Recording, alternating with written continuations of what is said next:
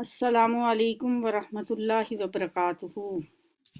आज हम अल्हम्दुलिल्लाह तीसरा पारा मुकम्मल करेंगे। तीसरे पारे का आज हमने आखिरी रूप पढ़ना है। इस पारे में हमारी सूरह बकरा भी मुकम्मल हुई है। इस पारे में बहुत अजीम दुआएं भी हैं जो मैंने कुछ कोशिश की है कि इस के एंड पे वो भी लिखती जाएं, ताकि हम साथ साथ हर पारे की जो दुआएं हैं उनमें से कुछ ना कुछ तो हिफ्स भी करते चले जाएं, क्योंकि दुआओं का हिफ्स करना जो है उन अल्फाज में, जिन अल्फाज में अल्लाह ने हमें दुआएं सिखाई हैं, ये बहुत बड़ी बात है।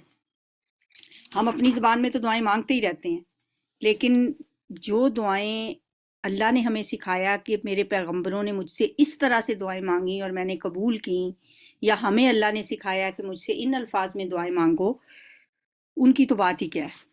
तो इसलिए हम कोशिश करेंगे कि हर पारे की जो दुआएं हैं उनको भी उस पारे के एंड पे एक दो स्लाइड्स में आपके साथ शेयर कर दिया करेंगे, ताकि याद दहानी भी रहती है कि इस पारे में हमने ये दुआएं पढ़ी हैं।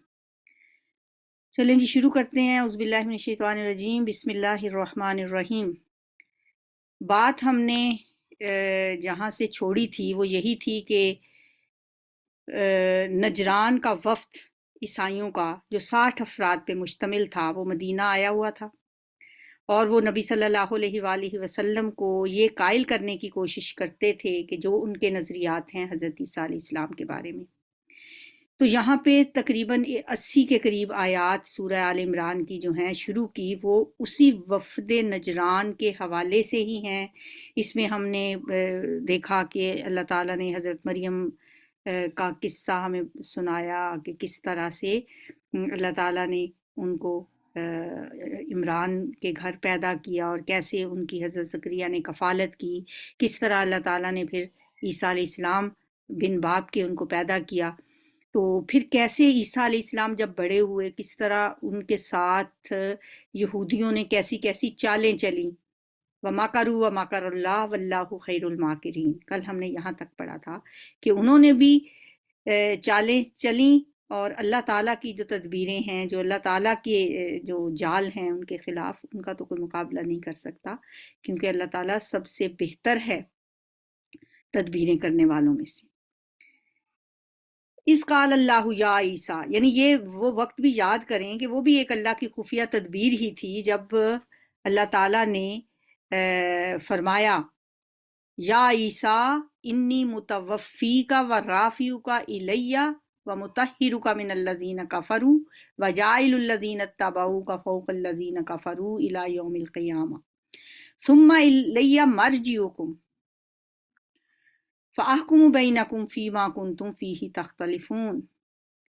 जब उसने कहा कि ए ईसा, अब मैं तुझे वापस ले लूँगा।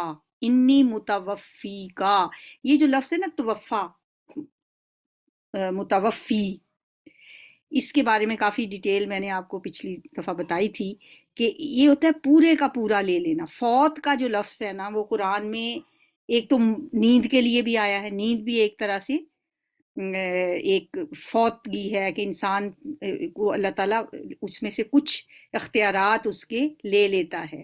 ठीक है, एक तो तवफ़्फ़ी होती है कि इंसान का जिस्म ज़मीन पे ही रहता है, उसकी रूह और उसकी जान कब्ज़ कर ली जाती है, वो भी हम कहते हैं इंसान फौत हो गया। जब इंसान सोता है उस वक्त इंसान का जिस्म भी इधर है, उसकी जान भी इधर है, लेकिन उसके शऊर उससे कुछ ले लिया जाता है। उसे भी अल्लाह ताला कहता है कि रात के वक्त हम फौत कर देते हैं और फिर सुबह के टाइम इंसान को अल्लाह ताला फिर जब इंसान सोता है तो वो भी एक तरह से वो भी एक तवफ़्फ़ी है। तो ईसा अलैहिस्सलाम के लिए ये लफ्ज़ जो आया है इन्नी मुतवफ़्फ़ी का, ये अपने असली मानों में आया है पूरे का पूरा ले लेना। इसका मतलब होता है तीनों चीज़ें ले ली। तीन चीज़ें कौन सी मैंने बताई हैं? एक जिस्म, एक रूह, एक जान। तो ऐसा तो कोई इंसान के साथ और हुआ ही नहीं कि उसकी जान भी ले ले अल्लाह, उसकी रूह भी ले ले और उसका जिस्म भी ऊपर उठा ले। ये सिर्फ वाहिद एक ईसा अलैहिस्सलाम हैं जिनकी ये अल्लाह ताला ने तीनों चीज़ों को ऊपर उठा लिया। اور اللہ تعالیٰ یہاں فرماتے ہیں انی متوفی کا، اے عیسیٰ اب میں تجھے واپس لے لوں گا، یعنی پورے کا پورا لے لوں گا اور تجھ کو اپنی طرف اٹھا لوں گا، اور جنہوں نے تیرا انکار کیا ہے ان سے، یعنی ان کے ساتھ سے اور ان کے گندے ماحول میں ان کے ساتھ رہنے سے میں تجھے پاک کر دوں گا،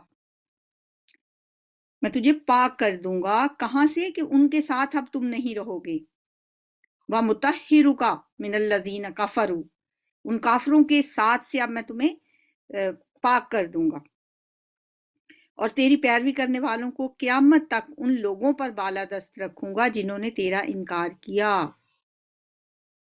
پھر تم سب کو آخرکار میرے پاس آنا ہے، ثُمَّ إِلَيَّ مَرْجِعُكُمْ فَأَحْكُمُ بَيْنَكُمْ فِي مَا كُنْتُمْ تَخْتَلِفُونَ، پھر میں اس وقت ان باتوں کا فیصلہ کر دوں گا جن میں تمہارے درمیان اختلاف ہوا ہے، ہر چیز کا جو حتمی فیصلہ ہے وہ تو اسی دن سامنے آئے گا۔ دنیا میں اب ہمارے ہاں بھی بہت سے اختلافات ہیں، ہر فرقے کے ہم لوگ ہیں، لیکن اس زمین پہ ان کا فیصلہ نہیں ہو سکتا۔ جگہ جگہ ہمیں قرآن میں ملتا ہے جو اللہ تعالیٰ فرماتے ہیں نا الیہ مرجعکم فاحکم بینکم فیما کنتم فیہ تختلفون، تم سب کو آنا تو میرے ہی پاس ہے، اس وقت میں ان تمام باتوں کا فیصلہ کر دوں گا جن میں تمہارے درمیان اختلاف ہوا ہے۔ جن لوگوں نے کفر اور انکار کی روش اختیار کی انہیں دنیا اور آخرت دونوں میں سخت سزا دوں گا، فَأُعَذِّبُهُمْ عَذَابًا شَدِيدًا فِي الدُّنْيَا وَالْآخِرَةِ، اور وہ کوئی مددگار نہ پائیں گے، اور جنہوں نے ایمان اور نیک عملی کا رویہ اختیار کیا انہیں ان کا اجر پورا پورا دیا جائے گا، اور خوب جان لو کہ ظالموں سے اللہ ہرگز محبت نہیں کرتا، واللہ لا یحب الظالمین، ذالک نتلوہ علیک من الآیات والذکر الحکیم، اے نبی صلی اللہ علیہ وسلم یہ آیات اور حکمت سے لبریز تذکرے ہیں جو ہم آپ کو سنا رہے ہیں۔ اللہ کے نزدیک عیسیٰ علیہ السلام کی مثال آدم علیہ السلام جیسی ہے کہ اللہ نے اسے مٹی سے پیدا کیا اور حکم دیا کہ ہو جا، اور وہ ہو گیا، یعنی عیسائیوں کو ہی بتایا جا رہا ہے نا، ان کے جو بڑے بڑے علماء نجران سے 9 ہجری میں نبی صلی اللہ علیہ وسلم کے ساتھ بحث و تمہیز کے لیے آئے ہوئے تھے، انہیں کہا جا رہا ہے کہ تم عیسیٰ علیہ السلام کو جو درجہ دیتے ہو اس وجہ سے کہ وہ بغیر باپ کے پیدا ہوئے ہیں، تو آدم علیہ السلام تو بغیر باپ اور ماں کے بھی پیدا ہوئے ہیں، پھر تو وہ زیادہ حقدار ہیں کہ ان کو الوہیت کے درجے پہ فائز کیا جائے۔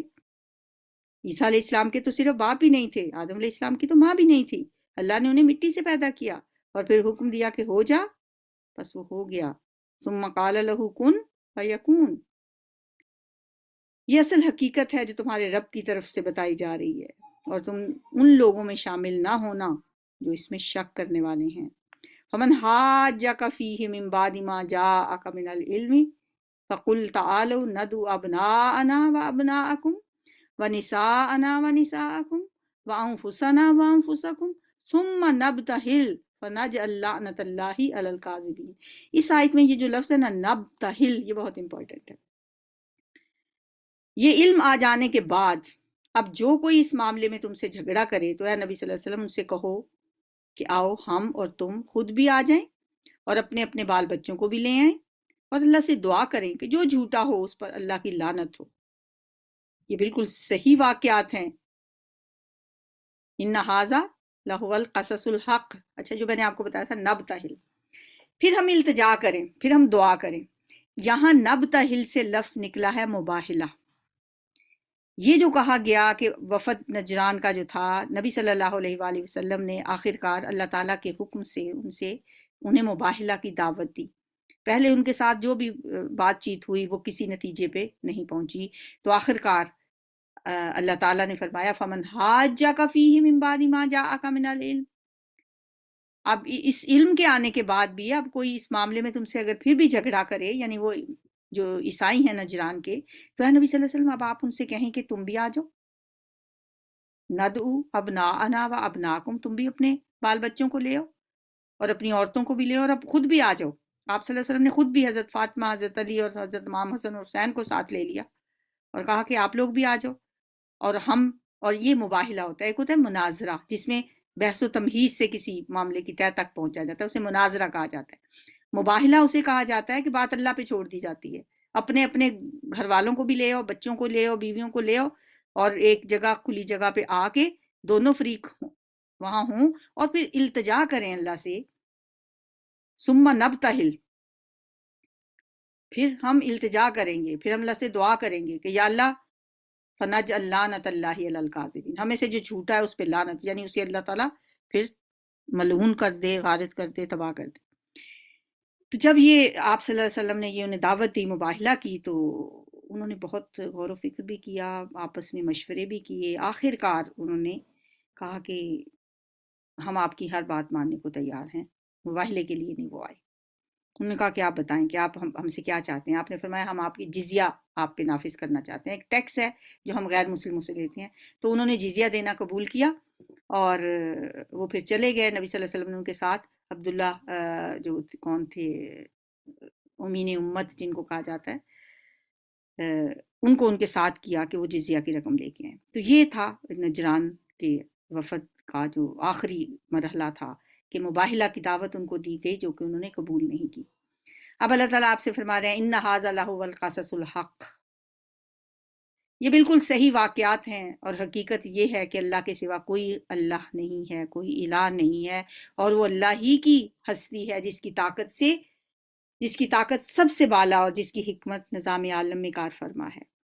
بس اگر یہ لوگ اس شرط پر مقابلہ میں آنے سے منہ موڑیں، یعنی مباہلے کے لیے نہ آئیں، تو ان کا فسادی ہونا صاف کھل جائے گا، اور اللہ تو مفسدوں کے حال سے واقف ہی ہے۔ فَإِن تَوَلَّوْا، منہ موڑیں یعنی مباہلہ سے، فَإِنَّ اللَّهَ عَلِيمٌ بِالْمُفْسِدِينَ، اللہ کو جانتا ہے کہ یہ فسادی ہیں۔ اے نبی صلی اللہ علیہ وسلم کہیے کہ اے اہل کتاب، آؤ ایک ایسی بات کی طرف جو ہمارے اور تمہارے درمیان یکساں ہے، یہ کہ ہم اللہ کے سوا کسی کی بندگی نہ کریں، اس کے ساتھ کسی کو شریک نہ ٹھہرائیں، اور ہم میں سے کوئی اللہ کے سوا کسی کو اپنا رب نہ مان لے، رب نہ بنائے۔ اس دعوت کو قبول کرنے سے اگر وہ منہ موڑیں تو صاف کہہ دو کہ گواہ رہو ہم تو مسلم ہیں، صرف اللہ کی بندگی و اطاعت کرنے والے ہیں۔ اب یہ جو بات ہے نا کہ اہل کتاب کو ایک ایسے کلمے کی طرف آپ نے دعوت دی، ایک ایسی بات پر جو کہ دونوں کے درمیان برابر ہے، یعنی یہ واقعہ بیان کرنے کے بعد کیا کہا جا رہا ہے کہ ایک کلمہ ایسا جس پہ تم بھی متفق ہو، ہم بھی متفق ہیں، ظاہر اللہ کو وہ بھی مانتے تھے، آپ بھی مانتے تھے۔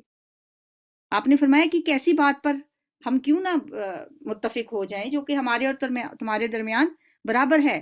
تعالوا الی کلمۃ سواء بیننا و بینکم، جو ہمارے اور تمہارے درمیان یکساں ہیں، یہ کہ ہم اللہ کے سوا کسی کی بندگی نہ کریں۔ ہم دیکھیں کتنی خوبصورت بات ہے یہ قرآن کی، کہ کیا طریقہ ہمیں سکھایا گیا ہے تبلیغ کا اس میں، اور کتنی بڑی تبلیغ کی اس میں حکمت ہے کہ ہمیشہ بات وہاں سے شروع کرے ایک مبلغ جو کہ جس پہ سب پہلے سے متفق ہوں۔ اختلافی مسائل سے بات شروع نہ کی جائے، جیسے کہ ہمارے ہاں آج کل ہوتا ہے۔ ہمارے ہاں چونکہ ظاہر ہے مختلف فرقے ہیں، اگر کسی گیدرنگ میں ہر فرقے کے لوگ بیٹھے ہوں تو آپ دیکھیں گے کہ جو علماء دین جا کے بات شروع کرتے ہیں نا، تو ہر فرقے کا بندہ اپنے فرقے کو پرومیننٹ کرنے کے لیے وہ بات ہی وہاں سے شروع کریں گے جو اختلافی ہوگی۔ مثلا اہل حدیث اگر آئیں گے نا، وہ بات کریں گے جی آمین اونچی کہنی چاہیے، وہ بات شروع کریں گے ہاتھ اوپر باندھنے چاہیے، وہ بات شروع کریں گے 8 تراویح پڑھنی چاہیے۔ مطلب جو اختلافی مسائل ہیں نا، بات وہاں سے شروع کریں گے وہ۔ اور اگر آپ دیکھیں کوئی بریلوی طبقہ فکر کے لوگ، وہ بات شروع کریں گے اپنے اپنے بزرگوں کی کرامات سے۔ یہ اختلافی مسائل ہیں۔ اللہ ہمیں کیا بتا رہا ہے؟ تعالوا الی کلمۃ سواء بیننا و بینکم، کوئی بات ایسی نہیں ہوتی ہمارے ہاں جو کہ جس پہ سب متفق ہوں۔ سینکڑوں باتیں ایسی ہیں جن پہ سب متفق ہیں، چند ایک باتیں ہیں جو اختلافی ہیں، اور ہمارے علماء ایسی آگ لگا کے اٹھتے ہیں اس مجمع سے کہ کیونکہ باتیں انہوں نے کرنی اختلافی ہیں، لوگوں کو بھڑکانا ہے، ایک دوسرے کے خلاف کرنا ہے، دشمنیاں پیدا کرنی ہے۔ اللہ سے محبت پہ کسی کو انکار ہے؟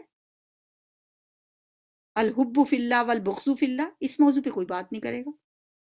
نمازوں میں خشوع پیدا کرنا، کسی کو اس پہ اختلاف ہے، اس پہ بات شروع نہیں کریں گے، نہ اس پہ بات لے کے آئیں گے۔ اختلافی مسئلے لے کے آ جائیں گے جس سے لوگوں کے درمیان نفرتیں ہم بڑھا رہے ہیں۔ تو اللہ کیا فرما رہے ہیں؟ قل یا اہل الکتابی، اے نبی صلی اللہ علیہ وسلم ان سے کہو اے اہل کتاب، آپ تو مسلمانوں سے نہیں اہل کتاب سے بات کر رہے تھے، ان سے بھی کہا جا رہا ہے ایک ایسی بات تو ہے جس پہ ہم متفق ہیں، تم بھی اسی اللہ کو مانتے ہو، ہم بھی اسی اللہ کو مانتے ہیں، آؤ ہم اس پہ بات کرتے ہیں۔ فَإِن تَوَلَّوْا، پھر اگر وہ نہ مانے، فَقُولُوا اشْهَدُوا بِأَنَّا مُسْلِمُونَ، تو آپ ان سے کہو پھر گواہ رہو کہ ہم تو مسلم ہیں۔ یا اہل الکتاب، اے اہل کتاب، لِمَ تُحَاجُّونَ فِی ابراہیم، تم ابراہیم کے دین کے بارے میں ہم سے کیوں جھگڑا کرتے ہو؟ تورات اور انجیل تو ابراہیم کے بعد ہی نازل ہوئی ہیں، پھر کیا تم اتنی بھی بات نہیں سمجھتے؟ تمہیں عقل نہیں ہے جو تم کہتے ہو کہ ابراہیم علیہ السلام یہودی تھا، نصارہ کہتے ہیں کہ ابراہیم علیہ السلام نصارہ عیسائیوں میں سے تھے؟ تمہیں اتنی سمجھ نہیں آتی کہ تو تمہاری کتابیں تو ابراہیم علیہ السلام کے سینکڑوں بعد نازل ہوئی ہیں، تو ابراہیم علیہ السلام یہودی یا نصارہ کیسے ہو سکتے ہیں؟ تم لوگ جن چیزوں کا علم رکھتے ہو ان میں تو خوب بحثیں کر چکے، اب ان معاملات میں کیوں بحث کرنے چلے ہو جن کا تمہارے پاس کچھ بھی علم نہیں ہے؟ اللہ جانتا ہے، تم نہیں جانتے۔ ابراہیم نہ یہودی تھا نہ عیسائی، بلکہ تو وہ تو یکسو مسلمان تھا۔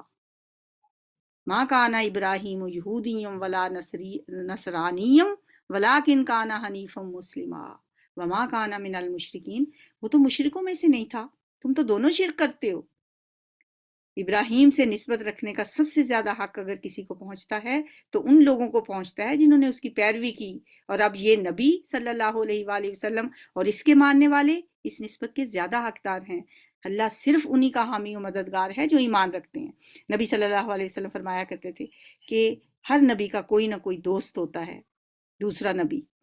آپ نے فرمایا میرا ولی، میرا دوست اللہ کے خلیل ابراہیم علیہ السلام ہے۔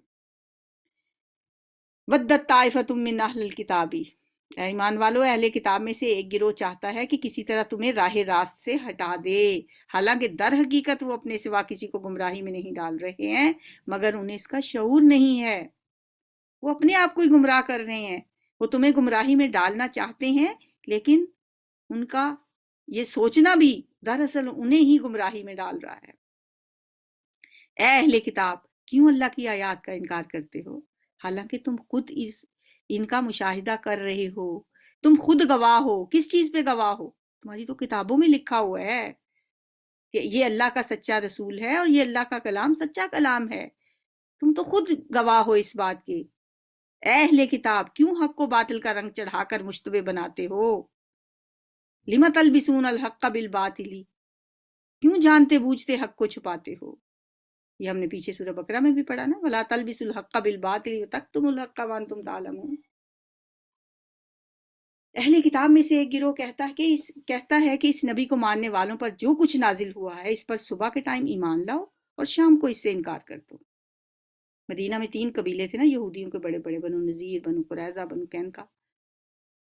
یہ کیا کہتے کہ اپنے ہی لوگوں کو کہ جا کے صبح کے ٹائم کہا کرو کہ ہاں ہم مسلمان ہونا چاہتے ہیں، پھر سارا دن گزارنے کے بعد شام کو نہیں کچھ اچھا نہیں لگا، بس ہمیں نہیں پسند آیا، اور شام کو اس سے انکار کر دو۔ شاید اس ترکیب سے یہ لوگ اپنے ایمان سے پھر جائیں۔ نیز یہ لوگ آپس میں کہتے ہیں کہ اپنے مذہب والے کے سوا کسی کی بات نہ مانو، آپس میں یہ باتیں کرتے ہیں کہ یہود کے علاوہ کسی اور کی بات نہیں ماننی، یہ نہ ہو کہ جھوٹا موٹا جو وہاں جا کے اسلام قبول کرتے ہو کہیں سچ مچ نہ ان کی بات مان لینا۔ اے نبی صلی اللہ علیہ وسلم ان سے کہہ دو کہ اصل میں ہدایت تو اللہ کی ہدایت ہے، اور یہ اسی کا دین ہے کہ کسی کو وہی کچھ دے دیا جائے، یہ اللہ کی ہدایت ہے۔ یہ جو اتنی بات ہے نا، قل ان الہدا ہدی اللہ، بے شک ہدایت تو اللہ کی ہدایت ہے، یہ بیچ کی بات ہے، اس کا نہ اس سے تعلق ہے نہ اگلے فقرے کے ساتھ تعلق ہے۔ اصل بات کیا ہے؟ وَلَا تُؤْمِنُوا إِلَّا لِمَنْ تَبِعَ دِينَكُمْ، نہ پیروی کرنا اپنے مذہب والے کے سوا کسی کی بھی۔ پھر اتنی بات چھوڑ کے آگے پھر اسی سے بات پھر شروع ہو رہی ہے، وَلَا تُؤْمِنُوا سے، ٹھیک ہے؟ اور یہ اسی کا دین ہے کہ کسی کو وہی کچھ دے دیا جائے جو کچھ تم کو دیا گیا تھا، یا یہ کہ دوسروں کو تمہارے رب کے حضور پیش کرنے کے لیے تمہارے خلاف کوئی حجت مل جائے۔ اے نبی صلی اللہ علیہ وسلم سے کہو کہ فضل و شرف اللہ کے اختیار میں ہے، جسے چاہے عطا فرما دے، وہ بڑا وسعت والا، وسیع النظر ہے اور سب کچھ جانتا ہے، اپنی رحمت کے لیے جس کو چاہتا ہے مخصوص کر لیتا ہے۔ یختص برحمتہ من یشاء واللہ ذو الفضل العظیم۔ اب اپنے پیغمبر حضرت محمد مصطفیٰ صلی اللہ علیہ وآلہ وسلم کو اگر اس نے منتخب کیا ہے اس فضل کے لیے تو یہ اس کی مرضی ہے، وہ جسے چاہے اپنی رحمت کے لیے مخصوص کر لے۔ واللہ ذو الفضل العظیم۔ ومن اہل الکتاب من هو بقنطار یؤدیہ الیک۔ اہل کتاب میں کوئی تو ایسا ہے کہ اگر تم اس کے اعتماد پر مال و دولت کا ایک ڈھیر بھی اسے دے دو تو وہ تمہارا مال تمہیں ادا کر دے گا، یعنی اگر تم اسے امین سمجھو تو وہ ایز اٹ از تمہارا مال تمہیں لوٹا دے گا۔ ایسے لوگ بھی ہیں اہل کتاب میں سے۔ اور کسی کا حال یہ ہے کہ اگر تم ایک دینار کے معاملے میں بھی اس پہ بھروسہ کرو تو وہ ادا نہیں کرے گا، الا یہ کہ تم اس کے سر پر سوار ہو جاؤ۔ ایسے لوگ بھی ہیں ان میں۔ ان کی یہ اخلاقی حالت کا سبب یہ ہے کہ وہ کہتے ہیں امیوں کے معاملے میں تم پر کوئی مواخذہ نہیں۔ یہ تھا ان کا نظریہ کہ ہاں یہودیوں کے ساتھ تو تم نے پوری دیانتداری سے پیش آنا ہے، ان کے ساتھ کوئی وعدہ خلافی بھی نہیں کرنی، ان کے ساتھ بے ایمانی بھی نہیں کرنی۔ ہاں جو غیر یہودی ہیں، جو امی ہیں، ان کے معاملے میں ہم پہ کوئی مواخذہ نہیں۔ ان کے ساتھ جو کر سکتے ہو کر لو، ان کا مال ہڑپ کر لو، ان کے ساتھ بددیانتی کر لو، خیانت کر لو، یہ سکھاتے تھے لوگوں کو وہ۔ اور یہ بات وہ محض جھوٹ گھڑ کر اللہ کی طرف منسوب کرتے ہیں، حالانکہ انہیں معلوم ہے کہ اللہ نے ایسی کوئی بات نہیں فرمائی ہے۔ آخر کیوں ان سے باز پرس نہ ہوگی؟ جو بھی اپنے عہد کو پورا کرے گا اور برائی سے بچ کر رہے گا وہ اللہ کا محبوب بنے گا، کیونکہ پرہیزگار لوگ اللہ کو پسند ہیں۔ فَإِنَّ اللَّهَ يُحِبُّ الْمُتَّقِينَ۔ اللہ پرہیزگاروں سے محبت کرتا ہے۔ رہے وہ لوگ جو اللہ کے عہد اور اپنی قسموں کو تھوڑی قیمت پر بیچ ڈالتے ہیں تو ان کے لیے آخرت میں کوئی حصہ نہیں۔ اللہ قیامت کے روز نہ ان سے بات کرے گا، نہ ان کی طرف دیکھے گا اور نہ انہیں پاک کرے گا۔ بے شک ان کے لیے تو سخت دردناک سزا ہے۔ کون لوگ ہیں جو بیچ دیتے ہیں اپنے عہد کو؟ یہی یہود کی بات ہو رہی ہے۔ تھوڑے سے فائدے کے لیے سچی باتیں، حق کی باتیں جن کو وہ جانتے تھے، جانتے بوجھتے چھپاتے تھے، تھوڑا سا فائدہ حاصل کرنے کے لیے، تھوڑی سی قیمت حاصل کرنے کے لیے، وہ سب کچھ جو نبی صلی اللہ علیہ وسلم کے بارے میں ان کو پتا تھا وہ چھپا جاتے تھے۔ تو ایسے لوگوں کے لیے فرمایا قیامت کے دن اللہ ان کی طرف آنکھ اٹھا کے بھی نہیں دیکھے گا، نہ انہیں پاک کرے گا، اور ان کے لیے دردناک عذاب ہے۔ وَإِنَّ مِنْهُمْ لَفَرِيقًا يَلْوُونَ أَلْسِنَتَهُمْ بِالْكِتَابِ لِتَحْسَبُوهُ مِنَ الْكِتَابِ وَمَا هُوَ مِنَ الْكِتَابِ وَيَقُولُونَ هُوَ مِنْ عِنْدِ اللَّهِ وَمَا هُوَ مِنْ عِنْدِ اللَّهِ وَيَقُولُونَ عَلَى اللَّهِ الْكَذِبَ وَهُمْ يَعْلَمُونَ۔ ان میں کچھ ایسے لوگ بھی ہیں جو کتاب پڑھتے ہوئے اس طرح زبان کا الٹ پھیر کرتے ہیں کہ تم سمجھو جو کچھ وہ پڑھ رہے ہیں وہ کتاب ہی کی عبارت ہے، حالانکہ وہ کتاب کی عبارت نہیں ہوتی۔ یعنی اپنی تورات پڑھتے ہوئے وہ ایسے کرتے ہیں، وہ کہتے ہیں یہ جو کچھ ہم پڑھ رہے ہیں یہ اللہ کی طرف سے ہے، حالانکہ وہ اللہ کی طرف سے نہیں ہوتا، وہ جان بوجھ کر جھوٹ بات اللہ کی طرف منسوب کر دیتے۔ ما کان لبشر ان یؤتیہ اللہ الکتاب والحکم والنبوۃ۔ کسی انسان کا یہ کام نہیں ہے کہ اللہ تو اس کو کتاب اور حکم اور نبوت عطا فرمائے اور وہ لوگوں سے کہے کہ اللہ کی بجائے تم میرے بندے بن جاؤ۔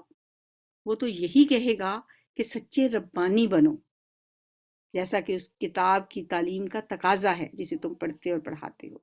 وہ تم سے ہرگز یہ نہیں کہے گا کہ فرشتوں کو یا پیغمبروں کو اپنا رب بنا لو۔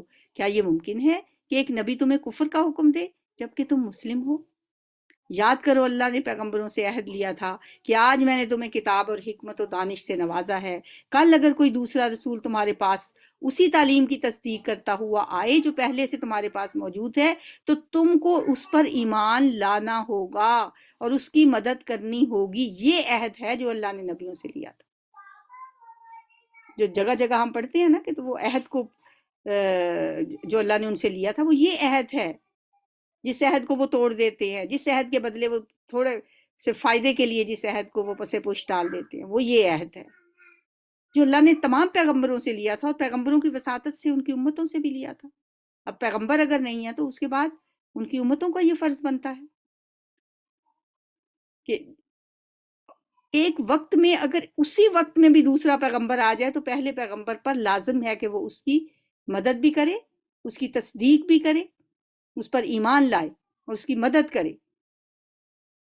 یہ ارشاد فرما کر اللہ نے پوچھا کیا تم اس کا اقرار کرتے ہو اور اس پر میری طرف سے عہد کی بھاری ذمہ داری اٹھاتے ہو؟ انہوں نے کہا ہاں ہم اقرار کرتے ہیں۔ اللہ نے فرمایا اچھا تو گواہ رہو اور میں بھی تمہارے ساتھ گواہ ہوں۔ قال فاشهدوا وانا معکم من الشاہدین، تم بھی گواہ رہو اور میں بھی تمہارے ساتھ گواہوں میں سے ہوں۔ اس کے بعد جو اپنے عہد سے پھر جائے وہی فاسق ہے۔ ومن تولی بعد ذلک فاولئک هم الفاسقون۔ افغیر دین اللہ یبغون، اب کیا یہ لوگ اللہ کی اطاعت کا طریقہ چھوڑ کر کوئی اور طریقہ چاہتے ہیں؟ حالانکہ آسمان و زمین کی ساری چیزیں چاروں ناچار اللہ ہی کی تابع فرمان ہیں اور اسی کی طرف سب کو پلٹنا ہے۔ اے نبی صلی اللہ علیہ وآلہ وسلم، آپ کہہ دیجئے کہ ہم اللہ کو مانتے ہیں، اس تعلیم کو مانتے ہیں جو ہم پر نازل کی گئی ہے، ان تعلیمات کو بھی مانتے ہیں جو ابراہیم علیہ السلام، اسماعیل علیہ السلام، اسحاق، یعقوب اور اولاد یعقوب علیہ السلام پر نازل ہوئی تھی، اور ان ہدایات پر بھی ایمان رکھتے ہیں جو موسیٰ اور عیسیٰ اور دوسرے پیغمبروں کو ان کے رب کی طرف سے دی گئیں۔ ہم ان کے درمیان فرق نہیں کرتے، لا نفرق بین احد منہم، اور ہم اللہ کے تابع فرمان ہیں۔ وَنَحْنُ لَهُ مُسْلِمُونَ وَمَن يَبْتَغِ غَيْرَ الْإِسْلَامِ دِينًا فَلَن يُقْبَلَ مِنْهُ، اسلام کے سوا جو شخص کوئی اور طریقہ اختیار کرنا چاہے اس کا وہ طریقہ ہرگز قبول نہیں کیا جائے گا اور آخرت میں وہ ناکام و نامراد بنے گا۔ اب اگر کوئی شخص اسلام کا قلادہ اپنی گردن سے اتار دے اور پھر اس کے بعد وہ کہے کہ میں بہت فلاح عامہ کے کام کرتا ہوں، فَلَن يُقْبَلُ مِنْهُ، پھر نہیں قبول کیے جائیں گے کوئی بھی کام۔ کیسے ہو سکتا ہے کہ اللہ ان لوگوں کو ہدایت بخشے جنہوں نے نعمت ایمان پا لینے کے بعد پھر کفر اختیار کیا، حالانکہ وہ خود اس بات پر گواہی دے چکے ہیں کہ یہ رسول حق پر ہے اور ان کے پاس روشن نشانیاں بھی آ چکی ہیں۔ اللہ ظالموں کو تو ہدایت نہیں دیا کرتا۔ ان کے ظلم کا صحیح بدلہ یہی ہے کہ ان پر اللہ اور فرشتوں اور تمام انسانوں کی لعنت پڑے، اسی حالت میں وہ ہمیشہ رہیں گے، نہ ان کی سزا میں تخفیف ہوگی اور نہ انہیں مہلت دی جائے گی۔ خالدین فیہا لا یخفف عنہم العذاب ولا هم ینظرون، البتہ وہ لوگ بچ جائیں گے جو اس کے بعد توبہ کر کے اپنے طرز عمل کی اصلاح کر لیں۔ اللہ بخشنے والا اور رحم فرمانے والا ہے۔ ان الذین کفروا بعد ایمانہم، مگر جن لوگوں نے ایمان لانے کے بعد کفر کیا پھر اپنے کفر میں بڑھتے چلے گئے، ان کی توبہ ہرگز قبول نہ ہوگی، ایسے لوگ تو پکے گمراہ ہیں۔ وَأُولَئِکَ هُمُ الضَّالُونَ، یقین رکھو جن لوگوں نے کفر اختیار کیا اور کفر کی حالت میں ہی جان دے دی، ان میں سے کوئی اگر اپنے آپ کو سزا سے بچانے کے لیے روئے زمین بھر کر بھی سونا فدیہ میں دے دے تو اسے قبول نہیں کیا جائے گا۔ فَلَن يُقْبَلَ مِنْ أَحَدِهِمْ مِلْءُ الْأَرْضِ ذَهَبًا وَلَوِ افْتَدَىٰ بِهِ، پوری زمین، روئے زمین جتنا سونا فدیہ میں دے کے اگر وہ چاہے گا کہ اس کو بچا لیا جائے، وہ لوگ جو کفر کی حالت میں دنیا سے چلے جاتے ہیں، تو یہ فدیہ بھی ان سے قبول نہیں کیا جائے گا۔ اولئک لہم عذاب علیم، یہ وہ لوگ ہیں جن کے لیے دردناک عذاب ہے۔ وما لہم من ناصرین، اور کوئی ان کا مددگار نہ ہوگا۔ اللہم لا تجعلنا منہم، اللہم لا تجعلنا منہم، اللہم لا تجعلنا منہم، یا اللہ ہمیں ایسے لوگوں میں شامل نہ کر۔ الحمدللہ ہمارا پارہ ختم ہو گیا۔ تیسرے پارے کے جو اہم نکات ہم نے پڑھے ہیں، شروع میں رسولوں کے خصائص بتائے گئے، خصائص، خصوصیات، تلک الرسل فضلنا بعضهم علی بعض۔ پھر اس پارے کے شروع میں ہی ایک عظیم آیت ہے جسے آیت الکرسی کہا جاتا ہے، اس کے بارے میں ہم نے پڑھا۔ پھر حضرت ابراہیم علیہ السلام اور حضرت عزیر علیہ السلام کے قصے پڑھے، عبرت آموز واقعات تھے، احیاء موتا کے واقعات تھے کہ اللہ تعالیٰ مردوں کو کیسے زندہ کرتا ہے۔ پھر انفاق فی سبیل اللہ کے اصول بتائے گئے کہ کس طرح خرچ کرنے میں انسان کو دکھاوے سے بچنا ہے، اذیت دینے سے بچنا ہے، احسان جتانے سے بچنا ہے۔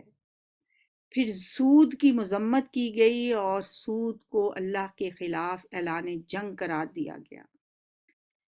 پھر اس بارے میں ایک آیت دین ہے جو قرآن پاک کی سب سے لمبی آیت ہے، جس میں لین دین کے اصول بتائے گئے ہیں، قرض کے معاملات میں لکھنے کی تاکید کی گئی ہے کہ جب بھی کوئی معاملہ مالی معاملہ ہو اسے لکھ لینا چاہیے۔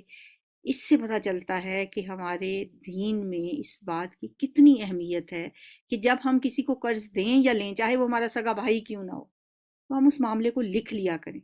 قرآن کی سب سے لمبی آیت جو ہے نا وہ اس موضوع پہ ہے، جو تیسرے پارے میں ہے، اسے آیت دین کہا جاتا ہے، اور اس میں بتایا گیا ہے کہ معاملہ چھوٹا ہو یا بڑا ہو اسے لکھ لیا کرو۔ پھر 2 آیتیں سورہ بقرہ کی آخری آیتیں جو عرش کے نیچے کا خزانہ ہیں، جو نبی صلی اللہ علیہ وسلم کو اللہ تعالیٰ نے معراج کے موقع پہ عطا کی تھیں، جو 2000 سال پہلے سے لکھ کے رکھی گئی تھیں، جو ہمارے لیے پوری رات شیاطین سے حفاظت کی ضمانت دیتی ہیں، وہ عظیم آیتیں اس پارے میں سورہ بقرہ کے آخر میں آتی ہیں۔ پھر سورہ آل عمران میں نصارہ سے خطاب ہے، شروع کی تقریباً 80 آیات یا 80 سے کچھ زیادہ ہیں، جو